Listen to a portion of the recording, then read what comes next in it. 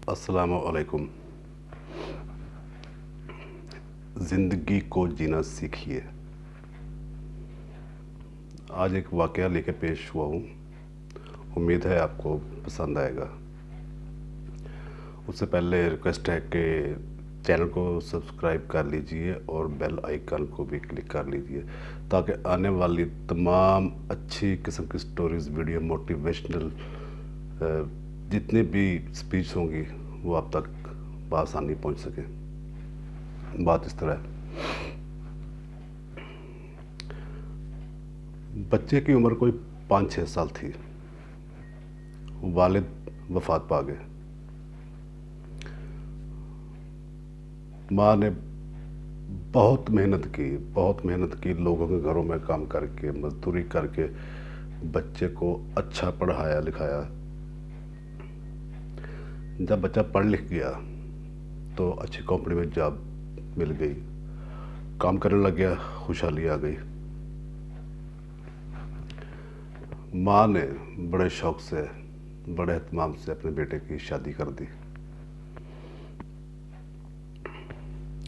अभी 1-2 बच्चे पैदा हुए तो माँ को चूँकि आदत थी काम करने की, फ़ारिग नहीं रह सकती थी, एक्टिविटी उसकी रहती थी।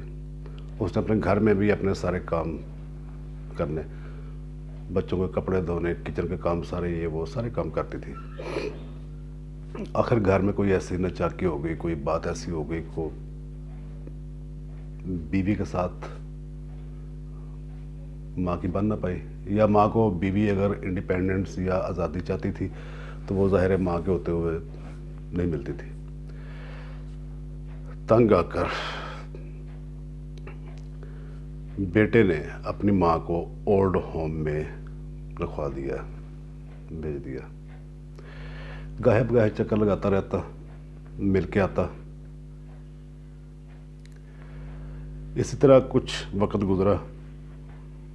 माँ चूँकि बूढ़ी हो चुकी थी और हमारे ओल्ड होम भी उस कदर केयर नहीं करते जिस कदर बुज़ुर्गों की घरों में केयर की जाती है। एक दिन फ़ोन आया ओल्ड होम से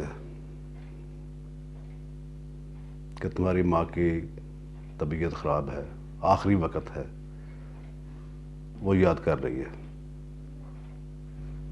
बेटा गया। बेटे ने जाके पूछा, हाल चाल पूछा माँ को। माँ ने को 3-4 सिफारिशें रख दी बेटे के आगे।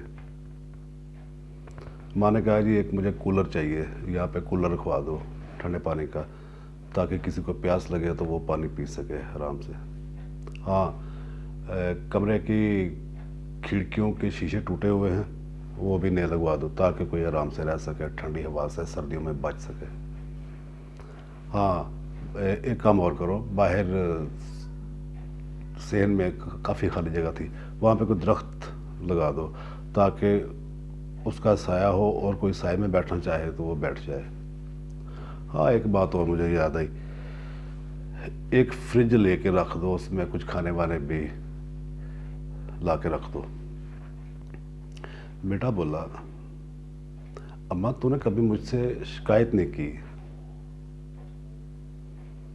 तो माँ का जवाब था कि बेटा मैं शिकायत क्यों करती, मुझे आदत थी ये सारे काम करने की, मैं तो ये काम सारे करती रही हूँ, तो मुझे तो आदत थी, मेरे लिए ये काम कोई मुश्किल नहीं थे, मैं तो 4-4 दिन खाना भी नहीं खाती थी।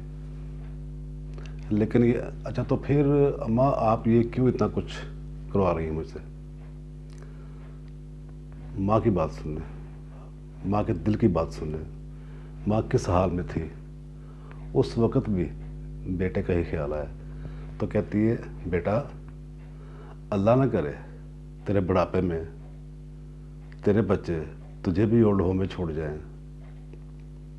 तुम पर ये वक्त आ जाए तो क्या करोगे। मैं तो ये सब कुछ बर्दाश्त करना सीखा हुआ है, तुझे तो मैंने बड़ा आराम से रखा, बड़े नाज़ों से पाला, तुम्हें तो कभी कोई काम नहीं करने दिया, कभी कोई तकलीफ नहीं आने दी, तो तेरे लिए बहुत मुश्किल होगा ऐसी जगह पर रहना, सर्वाइव करना। सोचिए, अल्लाह पाक का हुक्म है कि अपने बूढ़े वालिदैन के आगे उफ भी ना कीजिए।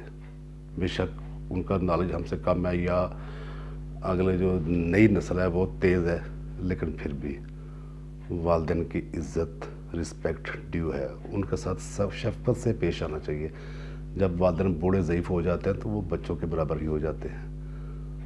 तो उन्होंने इतना मुसीबतों के साथ, इतनी मुश्किलों के साथ मेहनतें कर कर के अपनी औलाद को पाला पोसा होता है, और औलाद अगर उनके साथ इस तरह का रवैया करे तो उनको तकलीफ़ पहुंचती है।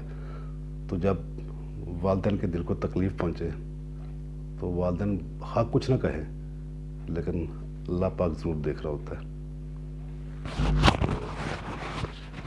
अपने वालिदैन की इज़्ज़त करें, रिस्पेक्ट करें, उनको एक स्पेस दें, उनको आराम पहुंचाएं, उनका हक है और आपका फ़र्ज़ है कि आप उनकी केयर करें।